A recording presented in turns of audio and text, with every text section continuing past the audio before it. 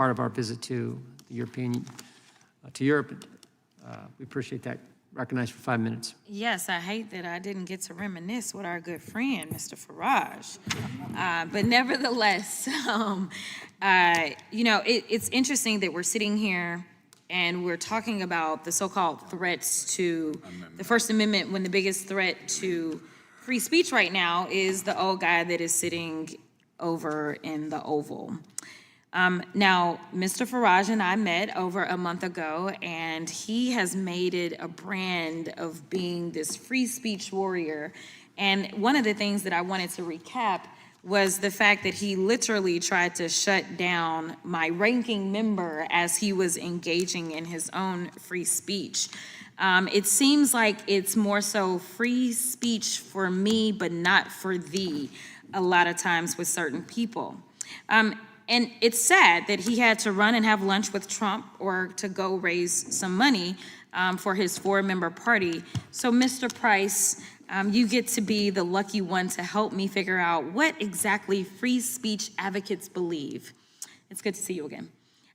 You tell me whether these government actions support free speech or suppress it. Let's call it free speech or federal suppression. Fining or defunding news outlets or companies because they don't share a particular political message. I think I'm not entirely sure what context you're referring to. I think I'd need a little bit more information. So, long story short, if they decide that they are going to fine or defund any news outlet simply because it doesn't necessarily go far left or far right, do you think that that is a violation of free speech? Well, I'm not entirely sure how it would connect with, let's say, the area of expertise that I have.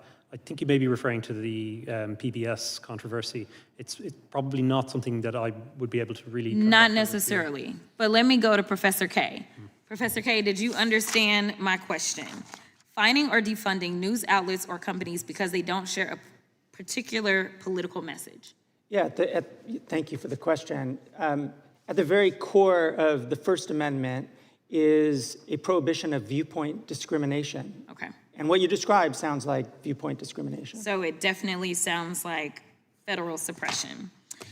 If you require news outlets and companies to have content moderators to ensure their coverage promotes a political ideology or leaning, would that be federal suppression?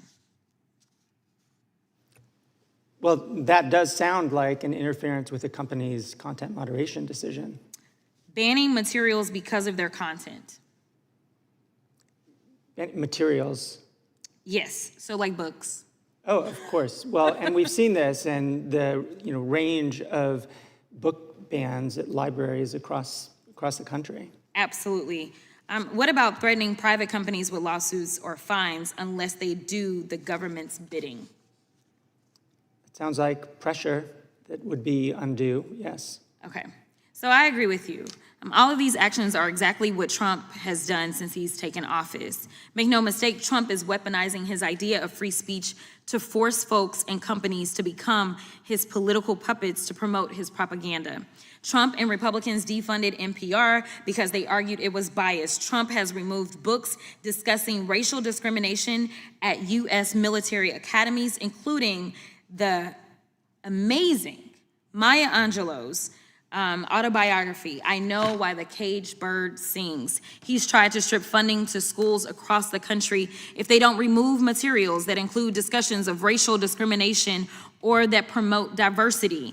And in order for the merger between Paramount and Skydance to happen, the FCC chairman and Republican-appointed commissioners required Skydance to establish a bias monitor. And in its FCC order noted reports, quote, concerning negative media coverage of the Trump administration. This is to say nothing of Trump pushing television networks to get rid of comedians and talk show hosts who criticize his administration, say like Mr. Colbert. Let's call this what it is. It's Trump weaponizing the idea of free speech to force people, institutions, and companies to be his mouthpieces. This ain't free speech, it's propaganda.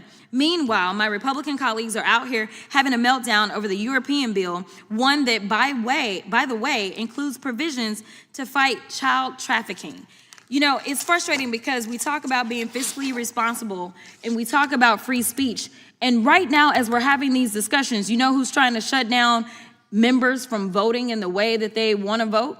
It's the president, who literally said he would look at anyone who decided that they were going to vote to release the Epstein files as hostile. That sounds like a threat as it relates to all First Amendment protections, in addition to the fact that it's literally contravening our constitutional duty that we swore an oath to, because we don't swear to an orange king. Instead, we have sworn an oath to the Constitution, and we were elected to represent the people that elected us. Thank you so much, and I'll yield.